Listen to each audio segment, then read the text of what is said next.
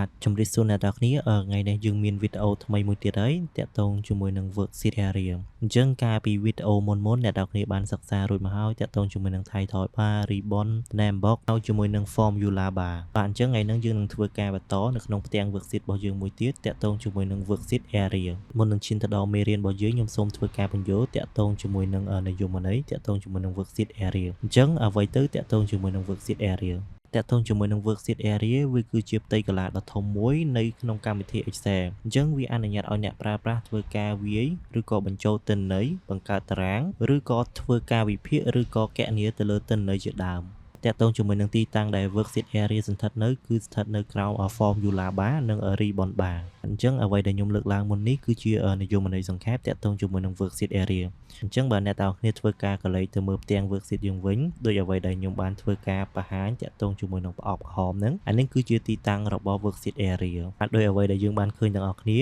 វាស្ថិតនៅពីក្រោម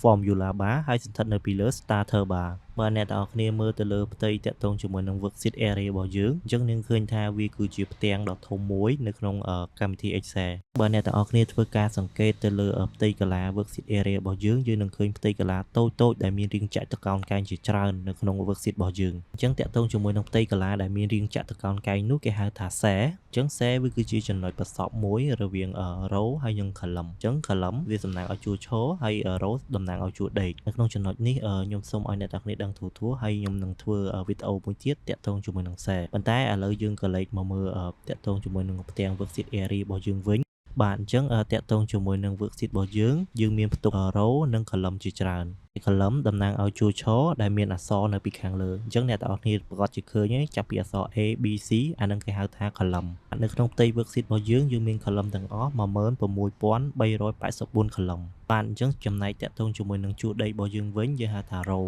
អ្នកទាំងអស់គ្នាប្រកាសជាឃើញហើយនៅផ្នែកខាងឆ្វេងមានលេខ1លេខ2លេខ3លេខ4លេខ5ហ្នឹងអានឹងគេហៅថា row អញ្ចឹង row សរុបទាំងអស់នៅក្នុង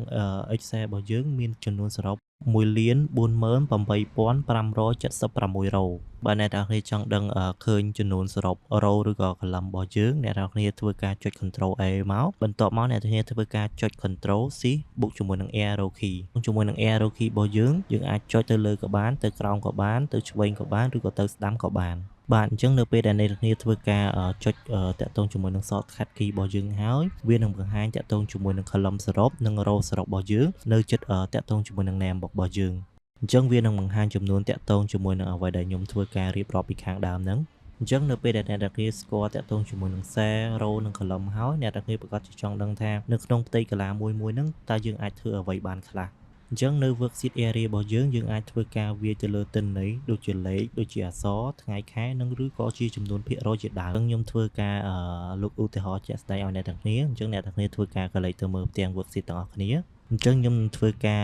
វាយឈ្មោះខ្ញុំឈ្មោះថារតនានៅលើ cell A1 បាទអញ្ចឹងឈ្មោះរតនាវាគឺជាទិន្នន័យមួយដែលវាអនុញ្ញាតឲ្យយើងធ្វើការវាយនៅក្នុង worksheet area របស់យើងបាទអញ្ចឹងមិនត្រឹមតែវាយអក្សរបានតែប៉ុណ្ណេះទេវាអាចធ្វើការវាយតាក់ទងជាមួយនឹងទិន្នន័យដូចជាលេខដូចជាថ្ងៃខែឆ្នាំកំណើតដូចតាក់ទងជាមួយនឹងចំនួនភាគរយជាដើមឬក៏រូបមន្តផ្សេងទៀតពេលដែលអ្នកនរគ្នាធ្វើការវាយបញ្ចូលទិន្នន័យរួចហើយនៅក្នុង worksheet area អ្នកនរគ្នាក៏អាចធ្វើការ custom ទៅលើតាក់ទងជាមួយនឹងពណ៌អក្សរតាក់ទងជាមួយនឹងទំហំអក្សរជាដើមហើយយើងក៏អាចធ្វើការ copy ទិន្នន័យពី cell មួយទៅ cell មួយផ្សេងទៀតឬក៏បង្កើតជាតារាងដើម្បីធ្វើការគណនាឬក៏វិភាគទៅតាមការងារប្រចាំថ្ងៃរបស់យើងផងដែរបាទដោយអ្វីដែលខ្ញុំធ្វើការលើកសង្ខេបខ្លីៗអានេះគឺតាក់ទងជាមួយនឹងមុខងាររបស់ worksheet area អញ្ចឹងខ្ញុំសង្ឃឹមថាអ្នកនរគ្នានឹងយល់តាក់ទងជាមួយនឹងមេរៀននេះហើយក៏សូមអរគុណអ្នកនរគ្នាដែលបានធ្វើការតាមដានវីដេអូរបស់ខ្ញុំតាំងពីដើមរហូតដល់ចប់សូមអរគុណ